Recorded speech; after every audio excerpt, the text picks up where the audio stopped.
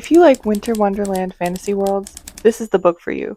Give me 10 minutes and I'll make you fall in love with it. This is a complete trilogy about a queer spy who has to go overseas to investigate a theft in a foreign country, and his cover is that he is marrying the prince of this country as an arranged marriage. Of course, no one in this country knows that he's a spy and that he's not here for political reasons at all. He's here to investigate a theft on behalf of his own government. Throughout the course of this first book, Order of the Sun, Eric, the spy, realizes that he is slowly falling in love with his arranged marriage husband, Njord, who is the prince of this country, and he's realizing that the mission his government sent him on is false, is riddled with conspiracy and lies, and his whole worldview about his own government is changing, and before long, he loses faith completely. As for the aesthetic of Order of the Sun, think Winter Wonderland, think cozy fantasy aesthetics. It's not cozy fantasy, but the aesthetics of, a warm coffee shop and furs and blankets and snow and all the romantic things that we think about when we think about winter, with none of the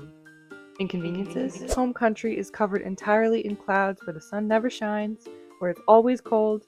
The country where he goes to marry Njord and conduct his investigation does have sun, and for Sarek, this is one of the first times he's ever been in the sun, and that man is pale as a mole rat. Sarek as a character is closed off, a little bit cold, a little bit jaded, distrusting of the world, because he used to be in a gang, saw some shit, he had to do some shit to get out that he's not proud of, and he's trying to build his life back together, get out of debt, move on, all those things. And as for Njord, the prince that he ends up marrying as arranged marriage cover, Njord is a walking teddy bear golden retriever, Viking himbo. He is like 7 feet tall. He looks like a Viking. He is just so endlessly kind and sweet. He would never hurt a fly unless that fly tried to hurt Sarek, because he's very protective of Sarek, even though they've never met before, even though this is supposed to be an arranged marriage. Njord is a hopeless romantic from the start, always treating Sarek with more love than he knows what to do with, love that he's never experienced before, and Sarek is just floored, and honestly a little bit scared because he's not used to that. He's not comfortable with that, so why would you feel like it's a safe place? But Njord is perfect, and I wrote him to be the perfect book boyfriend. Without spoiling too much the events of Order of the Sun, in Order of the Ice, Sarek has to go home, has to contend with some things that he's realized about his own government, and has to plan a rebellion.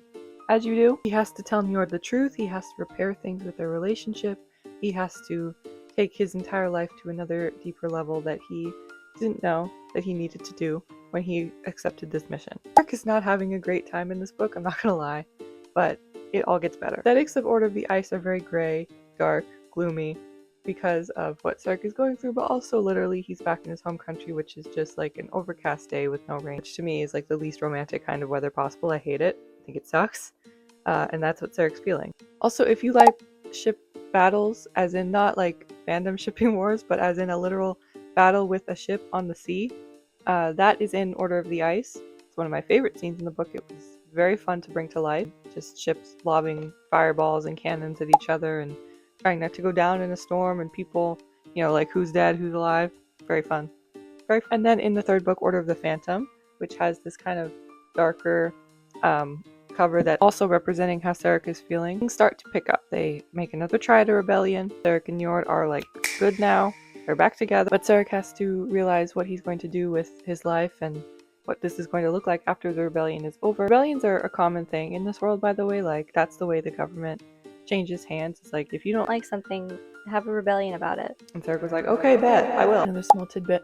Order of the Phantom also includes some lesbian dancers, because who doesn't love that? They are a traveling troupe of dancers who live across the ocean, where Sarek and friends go to meet allies, friending these dancers, who are like, I took some inspiration from like Artemis's group in Percy Jackson. I don't remember what they're called. They're just lesbians, but the way that they don't keep company with men, and they just travel forever together, dancing, bringing joy, and also hunting if need be. They're very good fighters, which comes up in Order of the Phantom. And the reason we're all here, after that trilogy is over, is we have this, after the Order, the companion piece novella to the Order trilogy, the main side character in the Order trilogy named Brander.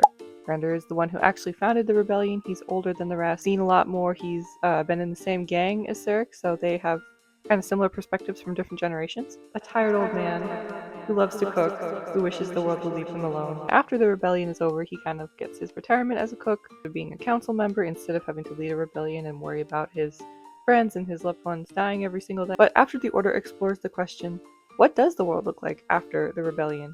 And how does the rest of the world think of the new country that Sarek and Brander and the ensemble cast of the Order Trilogy have founded together? More importantly, how are the characters healing? Sarek's story is kind of over and done, so he's not really in after the Order.